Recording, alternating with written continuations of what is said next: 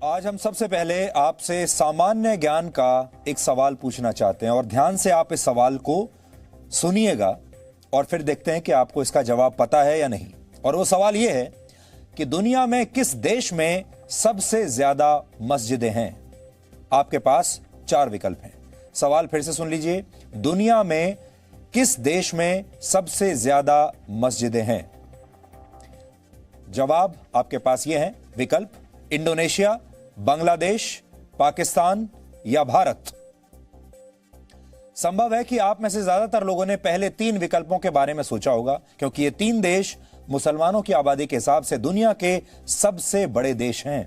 लेकिन आपका जवाब बिल्कुल गलत है अगर आपने पहले 3 देशों के बारे में सोचा है तो। सही जवाब है भारत। औपचारिक रूप से पूरी दुनिया के मुकाबले भारत में सबसे ज्यादा मस्जिदें हैं और यह आंकड़ा हमारा नहीं बल्कि वर्ष 2011 की जनगणना का आंकड़ा है। अब हम 2020 में आ गए हैं। 9 साल बाद यह संख्या और भी ज्यादा बढ़ गई होगी। इस जनगणना के मुताबिक जो 2011 में हुई थी, भारत में 3 लाख से ज्यादा मस्जिदें हैं। हालांकि सबसे बड़ी मुस्लिम आबादी वाले देश इंडोनेशिया में भी वर्ष 2013 से मस्जिदों की गिनती का काम जारी है और कुछ लोगों का दावा है कि वहां 8 लाख से ज्यादा मस्जिदें हो सकती हैं। लेकिन औपचारिक रूप से अभी भारत में मस्जिदों की संख्या पूरी दुनिया में सबसे ज्यादा है। औपचारिक रूप से, औपचारिक आंकड़ों के मुताबिक भारत में इतनी मस्जिदें होने के बावजूद अगर कुछ लोग मंदिर में आकर नमाज पढ़ने लगें तो इसके सिर्फ 2 ही कारण हो सकते हैं। पहला ये कि ये लोग धार्मिक सौहार्द का संदेश दे रहे हैं पूरे समाज को, पूरे भारत को, और दूसरा मकसद ये हो सकता है कि शायद ये लोग धार्मिक सद्भाव को चोट पहुंचाने की कोशिश कर रहे हैं और हिंदुओं की भावनाओं को ठेस पहुंचा रहे हैं। ये 2 ही बातें हो सकती हैं, तीसरा कारण कोई नहीं हो सकता। ऐसा ही पिछले महीने की 29 तारीख को मथुरा के नंद बाबा मंदिर में हुआ, जब वहां कुछ लोग पहुंचे और उन्होंने मंदिर में नमाज पढ़ना शुरू कर दिया। आप सबके पास ये खबर जरूर पहुंची होगी, आपने अखबारों में पढ़ लिया होगा, न्यूज चैनल्स पर भी इसके बारे में कुछ छोटी मोटी रिपोर्ट्स आई थी। नमाज पढ़ने वालों के नाम फैजल खान और चांद मोहम्मद हैं, जिन्होंने मंदिर में जाकर नमाज पढ़ा। नंद बाबा मंदिर के पुजारियों का आरोप है कि इन लोगों ने मंदिर में नमाज पढ़ने की इजाजत नहीं ली थी और इस महीने की 1 तारीख को इस मामले में मथुरा पुलिस ने एक FIR भी दर्ज कर ली। इस FIR में आरोपियों के तौर पर फैजल खान और चांद मोहम्मद के अलावा आलोक रतन और नीलेश गुप्ता नाम के व्यक्तियों के नाम भी दर्ज हैं और इनका सबका संबंध दिल्ली से संचालित होने वाली एक संस्था से है जिसका नाम है खुदाई खिदमतगार। FIR में आरोप लगाया गया है कि इन लोगों ने न सिर्फ बिना इजाजत के नंद बाबा मंदिर में नमाज पढ़ी बल्कि इसकी तस्वीरों को बाद में सोशल मीडिया पर वायरल भी कर दिया, क्योंकि इसमें जो बात समझ से परे है वो ये है कि चलिए नमाज आपने पढ़ ली, लेकिन नमाज पढ़ते समय, मंदिर में नमाज पढ़ते समय उन्होंने अपनी तस्वीरें खिंचवाई, अपना वीडियो बनाया और फिर उन तस्वीरों को पूरी दुनिया में वायरल कर दिया। यह कैसे हुआ? FIR में यह भी कहा गया है कि पुलिस इसकी जांच कर रही है कि कहीं यह हरकत सांप्रदायिक सौहार्द को बिगाड़ने के लिए तो नहीं की गई। पुलिस ने जिन धाराओं में FIR दर्ज की है उनमें धार्मिक स्थल पर अपराध करने, जानबूझकर दूसरों की भावनाओं को ठेस पहुंचाने और 2 समुदायों के बीच टकराव पैदा करने से संबंधित धाराएं हैं। अब सवाल यह है, जिस देश में 3 लाख से ज्यादा मस्जिदें हों, वहां कुछ लोगों को मंदिर में नमाज पढ़ने की आखिर ऐसी क्या जरूरत पड़ गई? जिन लोगों ने नंद बाबा मंदिर में नमाज पढ़ी, उनका कहना है कि उन्होंने मंदिर प्रशासन से इसकी इजाजत ली थी और उनका मकसद दोनों समुदायों के बीच सद्भावना को बढ़ाना था। लेकिन नंद बाबा मंदिर प्रशासन का कहना है कि आरोपियों ने नमाज पढ़ने को लेकर उनसे कोई बात नहीं की थी। जिस दिन फैजल खान और चांद मोहम्मद ने नंद बाबा मंदिर में नमाज पढ़ी, उस दिन का एक वीडियो हमारे पास है। यह नमाज पढ़े जाने से पहले का वीडियो है। इसमें जो बातचीत है उसे सुनकर ऐसा नहीं लगता कि ये लोग कहीं भी मंदिर में नमाज पढ़ने की बात कह रहे हों। आपको आरोपियों और मंदिर के पुजारियों के बीच उस दिन हुई इस बातचीत का यह वीडियो आज सुनना चाहिए और आज हम आपको उस नंद बाबा मंदिर से पहली विस्तृत ग्राउंड रिपोर्ट दिखाएंगे। दिल्ली से हम वृंदावन तक आए, फिर वृंदावन से मदन टेर से हमने अपनी यात्रा शुरू की और सारे मंदिरों और सब दर्शन के जो स्थान आप देखिए 5000 साल हो गए, लेकिन वो रास्ते जिंदा है, वो मिट्टी जिंदा है। इसलिए जिंदा है कि ये कानून है कुदरत का कि मोहब्बत करने मीरा जिंदा है। राजस्थान की कितनी रानियां हैं जिनको कोई नहीं जानता। 1 लाख पूछ 1.25 लाख नाती, तारावण घर दिया न बाती। और अभी 15 दिन बाद करोड़ों चिराग जलेंगे श्री राम के नाम के। तो क्यों मोहब्बत। तो आप इस समाज को क्या क्या देना चाहते हैं? मेरा यही है, देखिए जो सच्चा क्विक फिक्स अगर सच्चा है तो जोड़ करेगा, तोड़ेगा नहीं। अगर क्विक फिक्स आप लाओ और जोड़ो और वो जुड़े नहीं तो आप कहोगे ये नकली है। धर्म अगर सत्य है तो वो जोड़ेगा, और अगर उसमें वो धर्म के नाम पे मैं मस्जिद जाने के बाद और संकीर्ण हो रहा हूं तो फिर मेरी मस्जिद को बुल्ले शाह कहते ढा दो, मंदिर ढा दो, मस्जिद ढा दो। जैसे एक अस्पताल है उसमें आदमी सही होने जाता है, तो धर्म का यही जो सच्चा रूप है वो ये है कि हम एक दूसरे का दर्द, एक दूसरे की करुणा, एक दूसरे की तकलीफ उसको बर्दाश्त करें। जैसे श्री राम और श्री कृष्ण का रास्ता है, ये तो पैगंबर है। कोई मुसलमान भी मुझसे पूछता है आप क्यों निकले, मैंने ये तो पैगंबर है श्री कृष्ण। तो आपका यहाँ ब्रज में बहुत बहुत स्वागत है, और आपसे मिलके हमें बहुत ज्यादा प्रसन्नता हुई। और आप अगर आपके पास समय हो तो आज यहीं आप प्रसाद करें दोपहर को। अब से हम जो पाएंगे तो बहुत और ज्यादा समय लेके ये प्रसाद। तो मंदिर के पुजारी ब्रिज में उनका स्वागत कर रहे हैं, क्योंकि ब्रिज में हर धर्म के लोगों का स्वागत होता है। ब्रिज के लोग ही ऐसे हैं और उनकी फितरत में है, वो सबका स्वागत करते हैं, सबको प्यार करते हैं, क्योंकि ब्रिज श्री कृष्ण की भूमि है। और बाद में उन्हें प्रसाद भी खिला रहे हैं। अब इस मामले में फैजल खान की गिरफ्तारी हो चुकी है। इस वीडियो में जो व्यक्ति पुजारियों से बातचीत कर रहा है उसी का नाम फैजल खान है, जिसे गिरफ्तार किया गया बाद में।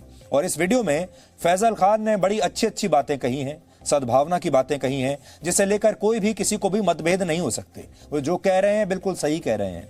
लेकिन इस पूरी बातचीत के दौरान उन्होंने कहीं भी मंदिर में नमाज पढ़ने की इजाजत नहीं मांगी है। पुजारियों ने भी इनकी बातों को बहुत ध्यान से सुना, इनकी प्रशंसा की, इन्हें प्रसाद भी खिलाया और भोजन करके जाने के लिए भी कहा। यह भारत की सभ्यता है, ब्रज भूमि की सभ्यता है और यह भारत की खूबसूरती है। लेकिन जैसे ही इन लोगों ने बिना अनुमति के मंदिर में नमाज पढ़ना शुरू किया, भारत की यह खूबसूरती सवालों के घेरे में आ गई। आपको जानकर बड़ी हैरानी होगी, भारत में 3 लाख से ज्यादा मस्जिदें हैं, बांग्लादेश में 2.5 लाख मस्जिदें हैं, लेकिन पाकिस्तान में मस्जिदों की संख्या को लेकर कोई पुख्ता जानकारी उनकी सरकार के पास भी नहीं है। इंडोनेशिया में भी 5 लाख से लेकर 8 लाख तक मस्जिदें होने का दावा किया जाता है और पूरी दुनिया में करीब 40 लाख मस्जिदें बताई जाती हैं। 40 लाख। लेकिन आपने कई बार लोगों द्वारा हमारे ही देश में नहीं, पूरी दुनिया में सड़कों पर नमाज पढ़ने की तस्वीरें अक्सर देखी होंगी। ऐसी तस्वीरें भारत नहीं, पूरी दुनिया से आती हैं। खासकर शुक्रवार के दिन जब बड़ी संख्या में मुसलमान जुम्मे की नमाज पढ़ने के लिए मस्जिदों में पहुंचते हैं, तो जगह की कमी की वजह से बहुत सारे लोग सड़कों पर ही नमाज पढ़ने लगते हैं और इस दौरान अक्सर ट्रैफिक को रोकना पड़ता है। कुछ देर के लिए उस सड़क पर लोगों का और वाहनों का आना जाना भी रुक जाता है। कई जगह तो ये मस्जिदों के सामने होता है, लेकिन कई जगह ऐसी भी होती हैं जहां आसपास कोई मस्जिद नहीं है और बहुत सारे लोग ऐसे होते हैं जो जहां जगह मिलती है, जिस सड़क पर जगह मिलती है, जिस पार्क में जगह मिलती है, कोई भी जगह हो, वो वहीं पर नमाज पढ़ना शुरू कर देते हैं। फ्रांस जैसे देशों में सड़कों पर मुसलमानों द्वारा नमाज पढ़ना कई बार फ्रांस के गैर मुसलमानों और मुसलमानों के बीच विवाद का विषय अक्सर बन जाता है। 3 साल पहले जब कुछ मुसलमान पेरिस की सड़कों पर नमाज पढ़ रहे थे, तब स्थानीय लोगों ने उनका विरोध करना शुरू कर दिया और विरोध करने वाले जोर जोर से फ्रांस का राष्ट्रगान गाने लगे। ये तब की तस्वीरें आपको दिखा रहे हैं। ये तस्वीरें भारत की नहीं हैं, ये तस्वीरें फ्रांस की हैं और ये वीडियो आज का नहीं है, ये 3 साल पुराना वीडियो है, वर्ष 2017 का। लेकिन 3 वर्ष बाद भी कहानी वैसे की वैसी ही है जैसी 3 साल पहले थी। और फ्रांस में बल्कि अब ये विवाद और बढ़ता जा रहा है, ये तनाव और बढ़ता जा रहा है। भारत में भी कभी रेल की पटरियों पर नमाज पढ़ी जाती है, कभी फ्लाईओवर के नीचे, तो कभी सड़कों के बीचों बीच या कभी पार्कों में। भारत में सबसे पहली मस्जिद 7वीं शताब्दी में केरल के त्रिशूर में बनाई गई थी। इस मस्जिद का नाम है चेरमन जुमा मस्जिद। यह दुनिया की सबसे पुरानी मस्जिदों में से एक है। दुनिया की पहली मस्जिद का निर्माण भी 7वीं शताब्दी में ही हुआ था, जब इस मस्जिद का निर्माण हुआ था। सऊदी अरब के मदीना में मौजूद इस सबसे पुरानी मस्जिद का नाम कुबा मस्जिद है। यानी जब दुनिया में पहली मस्जिद का निर्माण हुआ था, लगभग उसी समय भारत में भी मस्जिदें बननी शुरू हो गई थीं 7वीं शताब्दी में। आजादी के बाद से भारत में मुसलमानों की संख्या में बहुत तेजी से इजाफा हुआ और इसके साथ ही भारत में मस्जिदों की संख्या लगातार बढ़ने लगी।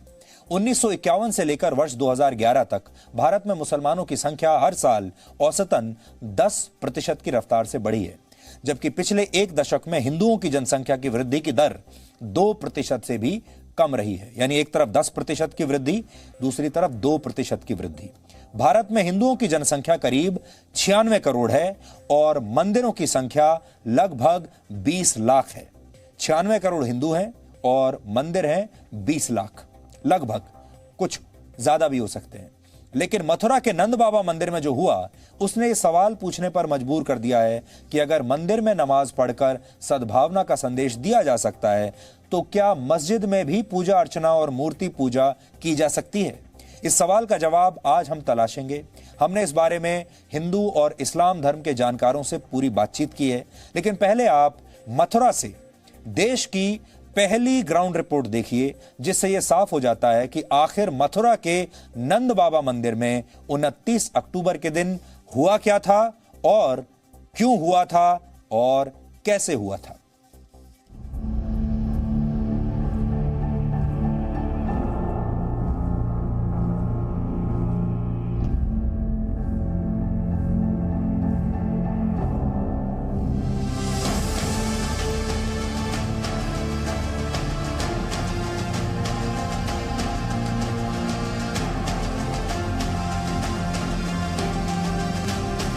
ये नंदगांव की तस्वीरें हैं और ऐसा माना जाता है कि द्वापर युग में भगवान श्री कृष्ण का बचपन यहीं पर बीता था। नंदगांव के लोग भगवान श्री कृष्ण की भक्ति भाव में हजारों वर्ष से रचे बसे हुए हैं।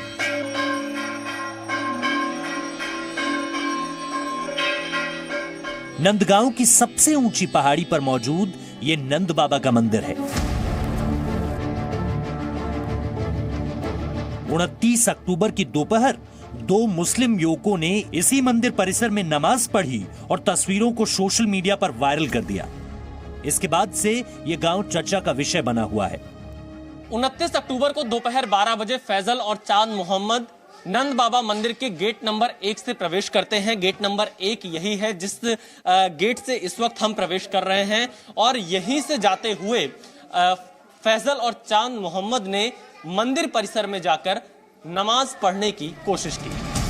फैजल खान और चांद मोहम्मद ने सोशल मीडिया पर नमाज पढ़ने के पीछे समाज में सद्भावना बढ़ाने का तर्क दिया था। लेकिन जब हमने मथुरा जाकर सच जानने की कोशिश की तो कहानी निकलकर सामने कुछ और ही आई है। आरती के लिए सब लोग अंदर चले गए थे हम लोग, तो वो यहाँ से निकल के वो घूमते रहे हैं। फिर हमारा एक जो कर्मचारी है, जो सफाई कर्मी है, वो इधर की साइड में गया नंबर 2 की तरफ, तो उसने कंबल बिछा रखा था गेट नंबर 2 की तरफ। किसने कंबल बिछाया था? ये फैजल खान। अच्छा, फैजल खान था, उसके वो कंबल पे था और उसके साथ में जो मोहम्मद चांद था वो भी खड़ा हुआ था नमाज की मुद्रा में ही। तो हमारा जो सफाई कर्मी है उसने कहा कि भाई ये आप क्या कर रहे हो? तो उसने कहा भाई बोले ये समय तो नमाज का नहीं है और आप मंदिर में नमाज कैसे कर सकते हो? तो बोले हमने पूछ लिया है। उसको गुमराह किया जो सफाई कर्मी था। तो बोले ठीक है मैं पुजारी जी को लेके आ रहा हूँ। तो जैसे ही पुजारी जी आए उन्होंने कहा भाई ये क्या कर रहे हो? तो वो तुरंत यहाँ से गेट नंबर 2 से निकल गए। आपसे क्या उन्होंने ऐसा कुछ कहा कि वो नमाज पढ़ने के लिए यहाँ पर आए हैं? क्योंकि जिस तरह से अलग अलग रिपोर्ट्स में ये दावा किया जा रहा है कि उन्होंने मंदिर से अनुमति ली थी, क्या मंदिर ऐसी अनुमति दे सकता है? नहीं, बिल्कुल ये झूठ है। ये केवल अपने बचाव के लिए वो लोग इस बात को कह रहे हैं। हमसे तो नमाज की कोई बात ही नहीं हुई थी उनकी। मंदिर के पुजारी की बातों से साफ है कि फैजल खान और चांद मोहम्मद ने मंदिर के पुजारियों को धोखा देकर नमाज पढ़ी। नंद बाबा मंदिर का यह गेट नंबर 2 है और इसी के पास आकर फैजल और चांद मोहम्मद ने अपनी एक शाल यहाँ पर बिछाई और नमाज की फोटो खिंचवाने लगी। ये वही स्थान है जहां पर एक सफाई कर्मी ने मंदिर के उन दोनों को फोटो खिंचवाते हुए देखा, उन्हें टोका। टोकने के बाद ज्यादा देर तक चांद मोहम्मद और फैजल यहां नहीं रुके। यहां से उठकर जहां पर उन्होंने फोटो खिंचवाई, ये वही स्थान है जो कि आप तस्वीरों में इस वक्त देख पा रहे होंगे, और इसी स्थान से उठकर चांद मोहम्मद और फैजल सीधे गेट नंबर 2 से बाहर चले जाते। जब सफाई कर्मी ने उन्हें नमाज पढ़ते देखा तो पहले फैजल और चांद मोहम्मद ने पुजारी से इजाजत मिलने का बहाना किया, और जब सफाई कर्मी मंदिर के पुजारी को बुलाने गया तब दोनों वहां से भाग निकले। अब नंद बाबा मंदिर के पुजारी आशंका जता रहे हैं कि इस तरह से नमाज पढ़ना किसी बड़ी साजिश का हिस्सा हो सकता है। जांच होगी उसमें निकल के आएगा, लेकिन जहां तक मेरी सोच है वो यही है कि जो कृष्ण जन्मभूमि का जो अभी मस्जिद का जो प्रकरण कोर्ट में पहुंचा है, शायद हो सकता है ये उनका उद्देश्य कुछ ना कुछ उससे लगा हुआ हो। जिस हिसाब से उन्होंने हमसे बात की कुछ और वो छलावे के साथ में, कपट के साथ में जो हमसे उन्होंने वहाँ बातचीत करके वो दूसरा अपना सिक्के का एक पहलू वो हमें ऐसा दिखा रहे हैं और दूसरा पहलू वो ऐसा दिखा के वो क्या फैलाना चाहते हैं। मतलब क्या वो, क्योंकि हमारे जो अभी आपने देखा अभी मथुरा में अभी जन्मभूमि का मुद्दा अभी उठा है, तो उसके बाद में वो लोग नंदगांव ही आके क्यों चुना उन्होंने, और ऐसा ये सौहार्द का जो सद्भावना की जो वो बात कर रहे हैं उससे हमारे धर्म के जो हमारे सनातन धर्मी हिंदू धर्म में उनकी जो आस्था को जो ठेस पहुंची है, क्योंकि वो लोग मंदिर में आके नमाज अता करके वो लोग क्या, और केवल नमाज अता कर नहीं करते हैं, वो नमाज के फोटो करा के, क्योंकि फोटोज करा के वो इसको वायरल करके क्या मतलब सिद्ध कराना चाहते हैं। ये सच है कि मथुरा की श्री कृष्ण जन्मभूमि और ईदगाह मस्जिद का विवाद अदालत तक पहुंच चुका है, लेकिन हम यहाँ किसी विवाद को तूल नहीं देना चाहते। मंदिर में नमाज पढ़ने के पीछे कोई साजिश है या फिर सर्वधर्म संभाव, इसका पता पुलिस लगाएगी। लेकिन नंदगांव के लोग मंदिर में नमाज पढ़े जाने की घटना से बहुत गुस्से में हैं। तब सबके मन में गुस्सा हुआ कि ये काम यहाँ पे नहीं होना चाहिए था, इस काम के लिए मंदिर नहीं है। जैसे हम लोग किसी गुरुद्वारे में जाते हैं तो वहाँ की मर्यादा का पालन करते हैं, ऐसे ही उन लोगों को भी यहाँ पालन करना चाहिए था। ये नमाज पढ़ने की जगह नहीं है, नमाज यहाँ पढ़ना अलाउ नहीं है। इससे गाँव के सभी लोगों में रोष व्याप्त है। वो गलत काम किया है जी, उन्होंने बहुत गलत काम किया है, ऐसा पहले कभी नहीं हुआ और ना ही भविष्य में होना चाहिए। सवाल यहाँ पर यही उठ रहा है कि आखिरकार चांद मोहम्मद और फैजल ने नमाज पढ़ते हुए फोटो नंद बाबा के मंदिर के इस परिसर में क्यों खिंचवाई। नंद बाबा मंदिर के जो सेवायत हैं उन्होंने यह आरोप लगाया है और इस बात की आशंका भी जताई है कि कृष्ण जन्मभूमि और ईदगाह मस्जिद को लेकर जो विवाद इस वक्त मथुरा कोर्ट में चल रहा है, कहीं उसके चलते ही फैजल और चांद मोहम्मद ने नमाज पढ़ते हुए फोटो यहां पर खिंचवाकर यह दिखाना तो नहीं चाहा कि वो नंद बाबा के मंदिर में आकर नमाज पढ़ सकते हैं। इस बात की आशंका जताई गई है। हालांकि सच्चाई क्या है यह तो जांच में ही पता चलेगा। कैमरामैन एस जयदीप के साथ विशाल पांडे, जी मीडिया, नंदगांव, मथुरा। तो इस विषय पर यह मथुरा से पहली विस्तृत ग्राउंड रिपोर्ट है इस देश में, जो आज हमने आपके बीच प्रस्तुत की है, आप सबके लिए, कि आप देख लीजिए, आप समझ लीजिए कि आपको क्या लगता है, क्या विवाद है। इस बीच कुछ मस्जिदों में भी हनुमान चालीसा पढ़े जाने की खबरें आई हैं। 3 दिन पहले मथुरा की ही एक ईदगाह में कुछ लोगों ने हनुमान चालीसा पढ़ी और इस मामले में भी 4 लोगों को हिरासत में लिया गया है। आज उत्तर प्रदेश के बागपत से भी ऐसी खबर आई, जहां कुछ लोगों ने एक मस्जिद में हनुमान चालीसा पढ़ी। मस्जिद में हनुमान चालीसा पढ़ने की इजाजत देने वाले मौलवी को 5 लाख रुपए का बॉन्ड भरने के लिए कहा गया है। मंदिर में नमाज पढ़ना और मस्जिद में पूजा अर्चना करना जायज है या नहीं, इस पर हमने आज इस्लाम और हिंदू धर्म के जानकारों से बात की है। इस्लाम के जानकारों का कहना है कि कुरान में साफ साफ लिखा है कि मस्जिद में कोई भी गैर मुसलमान नहीं आ सकता, जबकि हिंदू धर्म के जानकारों का भी यही मानना है कि मंदिर में गैर हिंदुओं का प्रवेश वर्जित है। हालांकि भारत गंगा जमुनी तहजीब का गवाह रहा है। बहुत सारे मुसलमान हिंदू देवी देवताओं का सम्मान करते हैं। बहुत सारे मुसलमान ऐसे हैं, हम खुद ऐसे लोगों को जानते हैं जो इस्लाम धर्म को मानते हैं लेकिन प्रोग्रेसिव हैं और हिंदू देवी देवताओं का उतना ही सम्मान करते हैं, हिंदू त्योहारों का उतना ही सम्मान करते हैं जितने हिंदू करते हैं। और हमारे देश में बहुत सारे हिंदू भी ऐसे हैं जो मज़ारों में जाते हैं, जो दरगाहों पर जाते हैं। आप निज़ामुद्दीन, दिल्ली में निज़ामुद्दीन की दरगाह है, अगर आप वहाँ जाएंगे तो आप पाएंगे कि बड़ी संख्या में हिंदू वहाँ पर आते हैं। ऐसे ही अजमेर शरीफ में जो दरगाह है वहाँ पर भी बड़ी संख्या में हिंदू आते हैं और बाकी धर्म के लोग भी वहाँ पर जाते हैं। लेकिन पहले आप दोनों धर्मों के इन जानकारों की राय सुनिए और फिर हम ये समझने की कोशिश करेंगे कि क्या मंदिर में नमाज पढ़ने का कोई कनेक्शन कृष्ण जन्मभूमि के विवाद से भी है।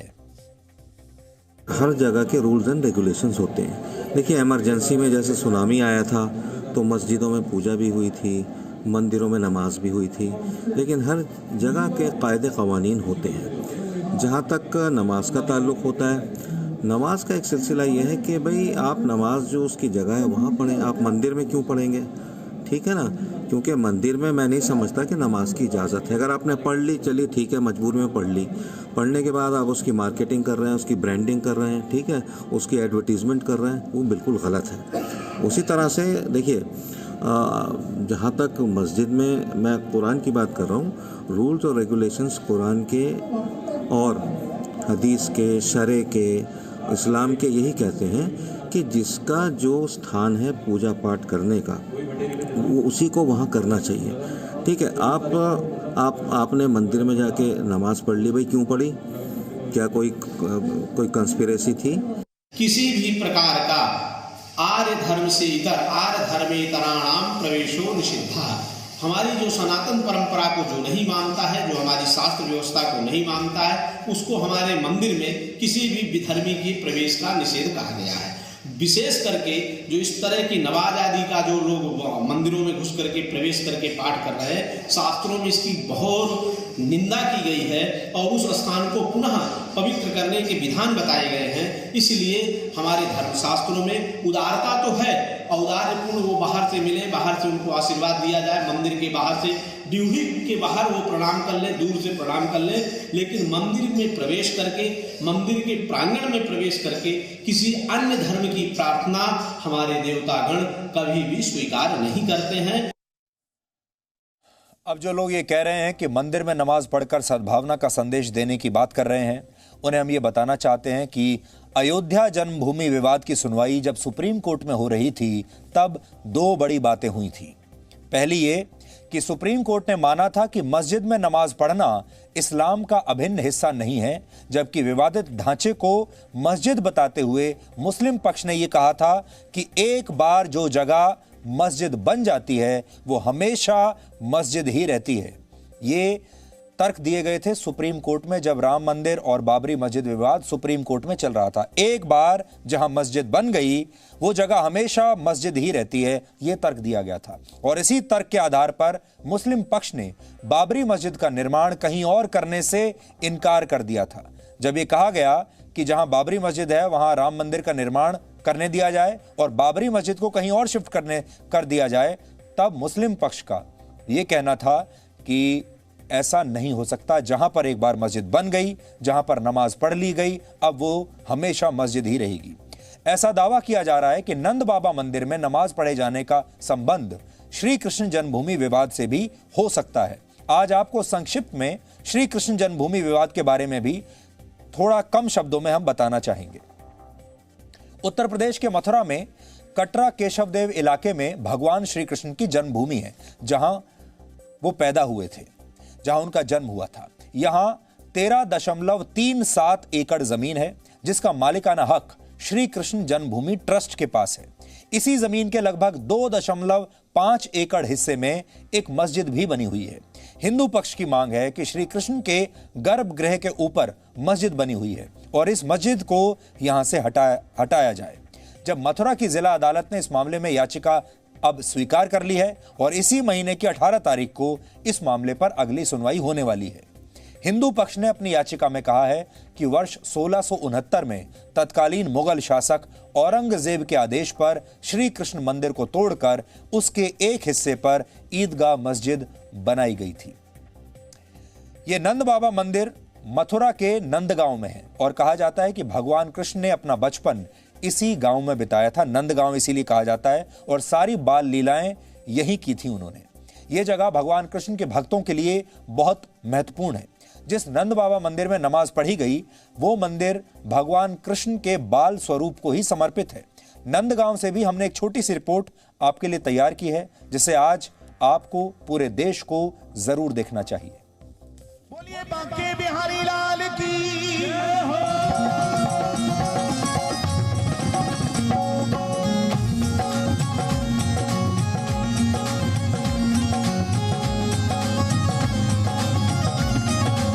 मथुरा भगवान श्री कृष्ण की नगरी है। यहाँ ऐसे कई स्थान हैं जहां से भगवान श्री कृष्ण का सीधा संबंध रहा है। उन्हीं में से एक स्थान है नंदगांव। ये गांव मथुरा से 50 किलोमीटर दूर है। हजारों वर्ष तक नंद बाबा के गुरु शांडिल्य ने यहाँ तपस्या की थी। उन्होंने राक्षसों को श्राप दिया था कि पहाड़ी के पास आते ही राक्षस पत्थर बन जाएंगे। ऐसा माना जाता है कि कंस और उसके राक्षसों से बचने के लिए नंद बाबा भगवान श्री कृष्ण को 2 वर्ष की उम्र में ही गोकुल से लेकर यहाँ आ गए थे। यहाँ नंद बाबा के गुरु रहे थे सांडिल मुनि। उन्होंने इस पहाड़ी पर 10,000 वर्ष तपस्या की और कंस के राक्षस दैत्यों ने उनकी तपस्या में विघ्न डाला, उनकी तपस्या को बिगाड़ना चाहा तो उनके लिए श्राप दे दिया। इस पहाड़ी पर कोई भी क्रूर दृष्टि का आएगा या राक्षस प्रवृत्ति का कोई भी व्यक्ति आएगा तो इस नंदगांव की सीमा में आती, इस नंदीश्वर पहाड़ी की सीमा में आती पत्थर का हो जाएगा। तो पहले नंदीश्वर पहाड़ी थी तो नंद बाबा गोकुल छोड़ के उनको मालूम पड़ा कि इस पहाड़ी पे वरदान लगा हुआ है, वो श्राप है कंस के लिए। तो नंद बाबा ने गोकुल छोड़ के ये सुरक्षित स्थान समझ के यहीं आके रहे। तो यहीं से हमारे कन्हैया ने जो भी ब्रज मंडल में समस्त लीलाएं की वो नंदगांव से ही रह के की है। नंदगांव भगवान श्री कृष्ण की बाल लीलाओं के लिए जाना जाता है। नंदगांव से बरसाना की दूरी 8 किलोमीटर है। कृष्ण की प्रेमिका राधा बरसाने की थी। आज भी भगवान कृष्ण और राधा के अटूट प्रेम को यहाँ याद किया जाता है। हमारे कृष्ण कन्हैया सुबह यहाँ से गाय चराने के लिए जाते थे और अपनी लीलाओं को करके शाम को यशोदा मैया के पास, जो आप सामने देख रहे हो, इसी घर में आके रहते थे। पहले यहाँ गुफा थी, गुफा रूप में हमारे ठाकुर जी का घर था, उसमें हमारे कन्हैया रहे। कहा जाता है कि 2 साल 3 दिन की उम्र में भगवान श्री कृष्ण को यशोदा मैया और नंद बाबा गोकुल से लेकर नंदगांव पहुंचे थे और यहाँ पर लगभग 9 साल 49 दिन भगवान श्री कृष्ण रहे थे। बाल लीलाएं जितनी भगवान श्री कृष्ण की थी वो नंदगांव में ही हुई थी और उसके बाद 11 साल 52 दिन के जब भगवान श्री कृष्ण हुए तब उन्होंने कंस का वध किया था। नंदगांव का महत्व इसलिए सबसे ज्यादा मथुरा में कहा जाता है क्योंकि जितनी हम लीलाएं भगवान श्री कृष्ण की देखते हैं बचपन की, वो इसी गांव में वो सारी लीलाएं हुई हैं। आपने देखा होगा कि अब हमारे देश के मीडिया में इस तरह की ग्राउंड रिपोर्टिंग होनी बंद हो गई है और ऐसी जगहों पर तो मीडिया कभी पहुंचता ही नहीं जब तक कि वहां कोई बहुत बड़ा विवाद ना हो जाए, जब तक कि वहां कोई कर्फ्यू ना हो जाए, दंगे ना हो जाएं, सिर्फ तब ऐसी जगहों की रिपोर्टिंग होती है। लेकिन हम आप सबको जागरूक बनाना चाहते हैं, आप सबके सामने ऐसे विषयों को लाना चाहते हैं जो आपको न सिर्फ जागरूक बनाए बल्कि एक अच्छा समाज का निर्माण करने में भी आपकी मदद करें, चाहे वो कोई भी धर्म के लोग हों, चाहे समाज का कोई भी वर्ग हो। ये हमारी कोशिश रहती है। श्री कृष्ण को जब लगने लगा था कि मथुरा में जरासंध से लड़ते हुए उनकी जो सारी शक्ति है वो जाया हो रही है, तब उन्होंने मथुरा को छोड़ने का फैसला किया था।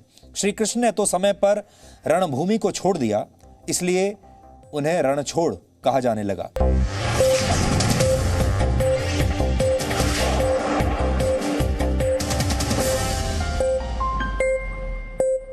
Presenting B News app, available on Google Play and App Store. Download it now.